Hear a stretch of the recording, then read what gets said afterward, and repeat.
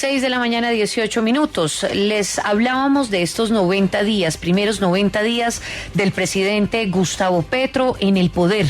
Estamos con Luz María Múnera, ella es representante del Pacto Histórico. Gracias por estar en W Fin de Semana. Muchas gracias a ti y bueno, un saludo a todos los colombianos en la mesa de trabajo y obviamente a mi compañero de mesa hoy.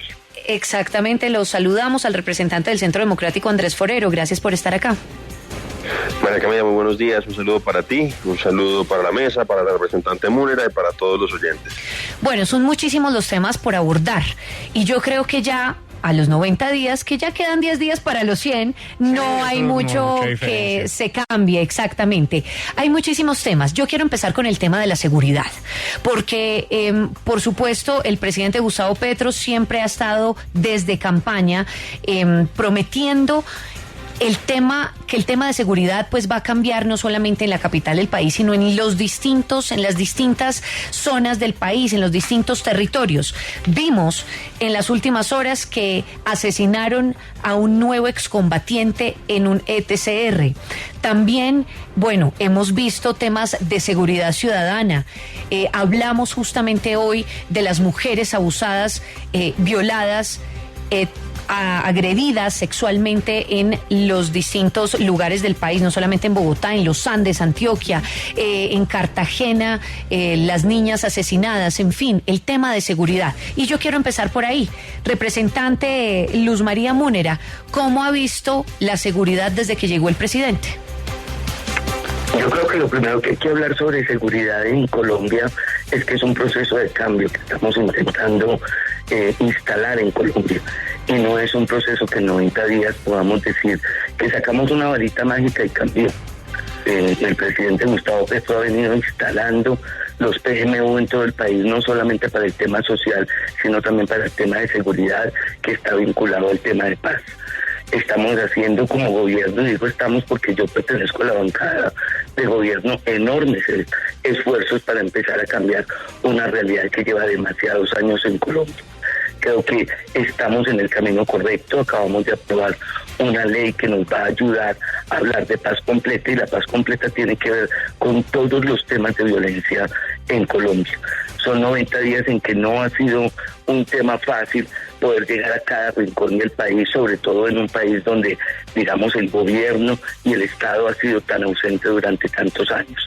Estamos caminando y creando, digamos, las herramientas para poder avanzar en este tema. No es un tema fácil, pues repito, no es un tema sencillo, pero creo que el presidente Petro tiene esto en su radar y que es uno de los temas fundamentales para este gobierno. Creo que el año entrante va a traer grandes posibilidades de avance en este tema, porque entre otras cosas, pues vamos a poder tener muchas más herramientas de las que entramos a tener el 20 de julio, cuando el gobierno se posesiona primero con el Congreso y el 7 de agosto con el presidente. Hasta el 31 de diciembre las políticas apenas están implementándose y pedir cambios estructurales en este sentido en 90 días no creo que sea posible.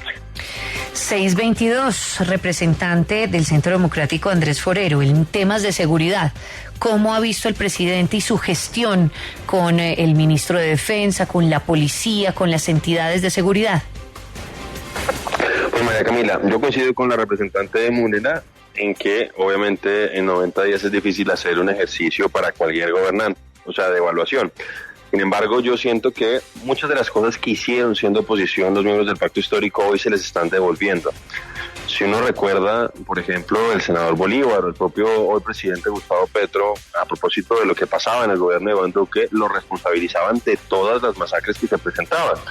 Naturalmente yo no podría echarle la culpa al presidente de las masacres que se han seguido presentando, pero yo creo que eso evidencia que este era un problema que trascendía a ciertos gobiernos, porque un poco la narrativa que ellos habían planteado y las expectativas que ellos habían generado es que una vez que llegaran al poder, prácticamente por arte de magia se iban a resolver todos los problemas. ¿Qué siento además? Que algunas de las medidas que ellos están adoptando, en lugar de ayudarlos a resolver los problemas de violencia en el país, lamentablemente lo que puede propiciar es que se incrementen.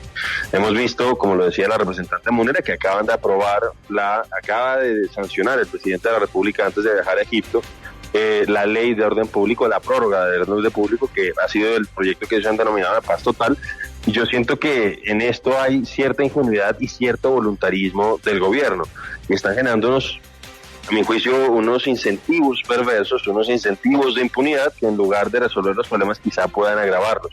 Y además creo que ha habido unas señales indebidas de parte del gobierno. Vimos a un viceministro, por ejemplo, tratando de sacar de una tanqueta a unas personas que estaban acusadas de haber participado en actos de vandalismo, etcétera, etcétera. Han tratado de bajarle el perfil a ciertas cosas. Entonces yo creo que todo eso, en lugar de contribuir a que impere la autoridad, lamentablemente está generando incentivos para que siga perpetuándose la violencia. Sí, quiero volver con la representante Luz María Múnera y con lo que usted mencionaba del tema del paz total. Y es que aunque ya se está hablando de este nuevo proyecto, todavía los excombatientes que ya firmaron un acuerdo de paz se siguen quejando de que todavía no se ha anunciado cómo va a ser ese apoyo o no ha iniciado como tal el apoyo para los proyectos productivos y demás procesos que tienen, incluyendo el tema de las víctimas. ¿Qué han hecho ustedes pues desde que inició el gobierno, representante? Bueno, lo primero que hay que decir es que no tenemos un plan de desarrollo todavía para este gobierno, y es el plan de desarrollo, la ruta que nos entregan de verdad para poder empezar a hacer mucho de lo que se piensa hacer. Acabamos de aprobar una reforma tributaria que nos va a dar los dineros para lo que no se ha hecho en 4 años, en los últimos 4 años, que es cumplir con el acuerdo de paz. Vamos a cumplir con el acuerdo de paz, y por eso la reforma tributaria se volvió fundamental para los colombianos, y de ahí vamos a sacar con qué cumplir un acuerdo que no se ha cumplido. Yo creo que los excombatientes de FARC, hoy los compañeros y amigos de comunes, deben tener clara esa tarea, y esa tarea también en un presupuesto que se acabó de aprobar para el año entrante y que tiene partidas importantes para el cumplimiento de ese acuerdo de paz. Estamos organizando el gobierno. No es lo mismo pasar de un gobierno de continuismo a otro que continúa con las mismas tareas, valga la redundancia, que pasar a un gobierno que está pensando en cambiar cosas fundamentales. La reforma tributaria, el presupuesto del año entrante y con toda seguridad el plan de desarrollo que hoy se discute con el conjunto del pueblo colombiano, pues una de las herramientas que trae es el cumplimiento de los acuerdos de paz, y en esto hay muchos temas que ya han venido avanzando. Hoy ya este gobierno, por ejemplo, ha empezado a entregar tierras, que es uno de los puntos del acuerdo de paz, y en el presupuesto vamos a tener dinero para que ellos puedan realmente sacar adelante sus proyectos productivos. En lo que tiene que ver con la ley de justicia de paz total que acabamos de aprobar y que el presidente acaba de darle su visto bueno, pues estamos intentando cambiar estructuralmente el concepto. Y claro que es un tema difícil, claro que es un tema complejo. Pero si tú tienes un país que lleva 60 años en guerra y en conflicto haciendo lo mismo, pues hay que cambiar lo que se está haciendo, sí. Porque después de tantos años haciendo lo mismo, pues hay que cambiarlo porque no ha dado resultados.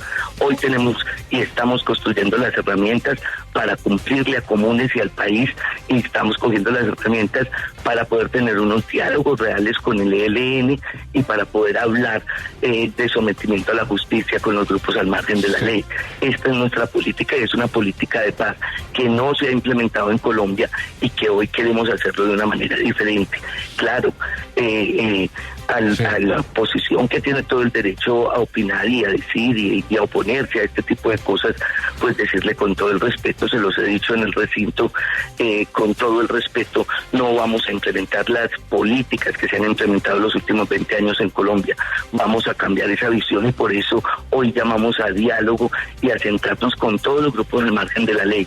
¿Va a ser difícil? Sí. Claro que va a ser difícil, sí. Pero es que llevamos 60 años haciendo algo que no da resultados y seguimos poniendo los muertos, no solamente la gente que firmó el acuerdo de paz, sino los niños, niñas y adolescentes que están hoy en la guerra, sí. Y que nunca hemos hecho nada realmente para sacarlos de ella. Claro, representante, quería preguntarle ahora, vámonos para donde el representante Andrés Forero, representante, sobre esta paz total. ¿Por qué a usted no le gusta la paz total? ¿Por qué esas críticas del uribismo hacia la paz total?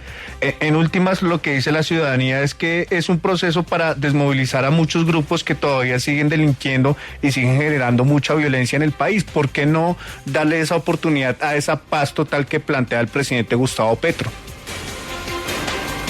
Paz total, la cosa es cómo se consigue. Y en este caso, el proyecto que presentaron al Congreso de Colombia, pues primero hay un tema al que nosotros nos opusimos con muchísima fuerza, y no solamente miembros del Centro Democrático, sino incluso algunos de los negociadores del gobierno de Juan Manuel Santos, en particular el hoy senador Humberto de la Calle, que consideraba que era un despropósito que aquellos miembros de las antiguas FARC que les habían dado la oportunidad, que habían firmado el proceso de La Habana y que habían vuelto a delinquir, se les volviera a dar beneficios eventualmente, pensando particularmente en el señor Iván Márquez. Eso, por ejemplo, nos parece que es inconveniente, y como yo lo decía en mi primera intervención, en cierta forma genera incentivos perversos para que las personas delincan, vayan y firmen y después vayan y vuelvan a delinquir, porque siempre el Estado va a estar dispuesto a darle concesiones para que dejen de asesinar al pueblo colombiano. Eso entonces me parece que genera unos incentivos inconvenientes. Por otro lado está el tratamiento que se le piensa dar a algunos grupos al margen de la ley, algo que no estaba en este proyecto, pero que lo ha dicho el presidente y que han dicho que va a estar en otros proyectos, es que supuestamente quieren hacer lo que a mi juicio es el proceso de lavado de activos más grande de la historia de este país. El presidente ha dicho que quiere dejarles un 10% de los activos que ellos tengan si es que revelan la totalidad de lo que ellos tienen.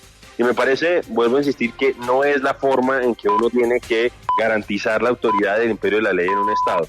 Yo considero que lamentablemente con esto que está haciendo el gobierno está generando incentivos para que otros grupos sigan delinquiendo, que escalen la violencia para que tengan un tratamiento preferencial por parte del Estado, y creo que así realmente no se va a conseguir o no se va a construir la paz total. Hemos visto lo que ha pasado en estos días, hemos visto que se han seguido lamentablemente las masacres, el asesinato a nuestros policías, etcétera, etcétera. Entonces, claro que todos queremos la paz total, lo que pasa es que nosotros consideramos que estos niveles de impunidad en los que ciertamente está cayendo el pacto histórico y el presidente de la República, en lugar de garantizar esa paz total, por el contrario, lo que va a contribuir es que eso sea el partero de nuevas violencias. Y además, a propósito de lo que decía la representante Múnera, es verdad, ellos acaban de aprobar una reforma tributaria que además está prácticamente escurriendo de las manos del gobierno por cuenta del alza del dólar que ellos mismos han propiciado, y siento que lamentablemente el próximo año va a ser muy difícil.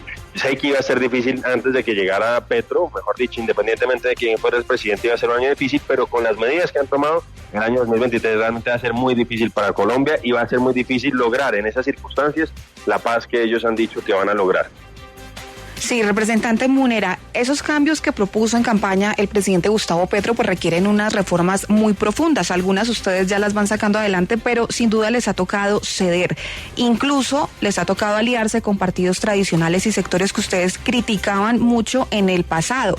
¿Se han dado cuenta entonces en estos 3 meses que ser oposición definitivamente es mucho más fácil que llegar a ser gobierno y tener que cumplir todas esas expectativas en temas tan complejos como la transición minero-energética? Sí, claro, no es fácil ser gobierno, eso no es nuevo para nadie, y para nosotros pues es un ejercicio bien interesante, Camila. Claro que hay que ceder, y no solamente hay que ceder, sino que hay que buscar que los proyectos terminen siendo, digamos, unos proyectos que unifiquen al país, y para esto pues hay que negociar y sentarse a hablar con las diferentes fuerzas políticas y sociales del país. No es un ejercicio ni vergonzante ni que nos cause a nosotros al interior del pacto una vergüenza ética y moral. No, este es un país donde el sueño de Gustavo Petro, el sueño del pacto histórico, es que el Centro Democrático y el pacto histórico puedan convivir en el país, no como enemigos, sino como diferentes formas de mirar el mundo, pero con un objetivo común, que es el país. Claro, estábamos y estamos preparados para sentarnos a negociar con las diferentes fuerzas políticas, como estamos preparados para decirle al país, venga, que este es un proyecto para el conjunto del pueblo colombiano y no solamente para un sector. Así que claro, hemos cedido y seguramente tendremos que ceder en otros de nuestros asuntos, buscando ese cambio del país que apenas comienza y que es un proceso que va a ser muy largo, pero que nos va a llevar a una Colombia mucho más inclusiva, y vuelvo y te repito, donde el Centro Democrático y el Pacto Histórico puedan tener un lugar, y cualquier colombiano con cualquier tipo de pensamiento pueda estar ahí. Y para lograr un país en paz, así hay que negociar y hay que sentarse con todos y con todas y decir, este es el país donde la diversidad tiene realmente cabida. Bien, yo quiero preguntarle al representante Forero si usted ha visto unidad dentro del partido de gobierno, por ejemplo, dentro del pacto histórico, en las distintas iniciativas que se llevan a cabo en el Congreso de la República. Pues la verdad yo creo que como en todos los partidos es natural que en el pacto histórico haya algunos matices distintos, algunas diferencias. Naturalmente ha habido peleas un poco más profundas. Vemos lo que está pasando en este momento con un senador del pacto histórico, el senador Pachón, que fue demandado aparentemente por alguien de su propio partido que seguramente está intentando ocupar su lugar. Yo siento que a veces se les olvida que ya no son oposición, sino que son gobierno, pero pues entiendo que puede haber diferencias naturalmente entre algunos miembros sobre la forma de aproximarse a algunos temas. Pues mira, a propósito de lo que decía la representante, naturalmente yo creo que en un país tienen que caber todos los pensamientos políticos. Aquí no debe haber exclusión ni censura a ningún sector político, pero sin duda lo que hemos visto en estos 90 días, ya hablando de temas al margen del tema de la paz total, yo creo que hemos visto un gobierno descoordinado, un gobierno donde los ministros pareciera que no se hablan en los consejos de ministros, que sale una ministra, por ejemplo, como Irene Vélez, a decir que no va a haber nuevos contratos de hidrocarburos en el país, de exploración y explotación, y tiene que salir el ministro al otro día, el ministro de Hacienda, prácticamente a frenarla, porque obviamente eso tiene un impacto en los mercados internacionales. Lo que pasó, por ejemplo, con la ministra de Trabajo, que dijo que iba a haber control de precios para la canasta básica, lo que ha pasado con el propio presidente de la República. Entonces vemos un gobierno que le cuesta ser gobierno, que es descoordinado, que no está realmente consciente de que ya no son oposición y que las cosas que ellos dicen obviamente tienen un impacto relevante en los mercados, y lo hemos visto con el tema del precio del dólar. La reforma tributaria, a mi juicio, es una reforma tributaria inconveniente, una reforma que en lugar de generar más riqueza para que pueda haber más ingresos para el Estado, más impuestos para el Estado, está frenando el crecimiento que tenía la economía, va a frenar la creación de empleo, y como decía en mi intervención anterior, obviamente eso va a hacer que el próximo año sea muy difícil. Y además hemos visto que la inflación, y esto no es responsabilidad exclusiva de este gobierno, hay que decirlo, este es un proceso que venía de antes, pero lo estamos viviendo con ellos, es de 12.44% del último registro, y a pesar de eso el gobierno y el pacto histórico aprueban una reforma tributaria que tiene efectos inflacionarios y que, según el propio Ministerio de Hacienda, va a incrementar la inflación por cuenta de gravar los alimentos como el chocolate, como las salchichas, como la natilla y los buñuelos en 1.31 puntos porcentuales. Entonces, creo que han cometido errores ellos mismos, han metido autogoles, y los que terminan pagando son los ciudadanos de Colombia. Sí, representante Múnera, justamente por eso le quería preguntar, la inflación que hoy tiene el país, los anuncios, la incertidumbre por parte de todos, pues el sector económico que ya se han manifestado en varias ocasiones, ¿qué nos espera para los colombianos después de la reforma tributaria, también teniendo en cuenta pues todo lo que está pasando a nivel mundial, la guerra, el desabastecimiento? ¿Qué esperan ustedes y cómo intentan controlar lo que está sucediendo y digamos las repercusiones que puede llegar a tener el país con lo que está pasando en el mundo? No, mira, lo primero es que Colombia es un país que vive mucho en la información pública, de la especulación de la información. Cuando Gustavo Petro fue a ganar la presidencia, dijeron que yo no sé cuántos colombianos se iban del país. Eso no pasó. Ahora están diciendo que los capitales se van del país porque supuestamente no es posible estar en un país que les va a cobrar impuestos a los más ricos. El último informe que tenemos es que ningún capital se ha ido. Ningún capital se ha ido de Colombia. Esta es una reforma que claro que molesta a muchos. Claro que molesta a muchos porque es la primera vez que Colombia no hace una reforma tributaria para gravar precisamente a los estratos 1, 2, 3 y 4. Es una reforma que está pensando en decirle a los que más tienen, mire, sigue siendo rico, pero entréguele un poquito a este país para que las brechas se cierren. Nosotros tenemos un índice de Gini altísimo, y esta reforma por primera vez va a bajar 5 décimas ese índice de Gini, que es precisamente el que nos muestra la posibilidad de empezar a que los ricos sean un 3 y pico menos ricos y saquemos ni siquiera de la pobreza, sino de la miseria a millones y millones de colombianos. Esto, claro, es difícil de entender y la especulación de la información, pues obviamente no ayuda absolutamente para nada. No, ¿cómo vamos a salir de esto? Primero, ya lo decía el representante, pues es que la recesión que se viene es mundial y no solamente para Colombia. Y segundo, nosotros vamos con esta reforma, entre otras cosas, a poder sacar adelante el agro. La tierra en Colombia no ha producido los alimentos que necesitamos y vamos a hacer un gran esfuerzo para que la tierra empiece a producir alimentos y esto nos ayude a que el hambre y la miseria que podrían haber crecido en un modelo como el que traíamos, pues disminuya un poco. No es cierto que esto es para agravar a los más pobres. Yo llamo al conjunto del pueblo colombiano a estudiar la reforma y a darse cuenta que es una reforma que progresivamente busca que la gente que toda la vida, o sea, aquí las reformas se han hecho cada 1.4 años, nosotros estamos intentando hacer solo una reforma en 4 años para que esa reforma realmente vaya donde se necesita. No necesitamos, ningún capital se va a ir simple y llanamente porque la tasa de impuestos en el resto del mundo es mucho más pesada que la de Colombia, aún con esta reforma tributaria.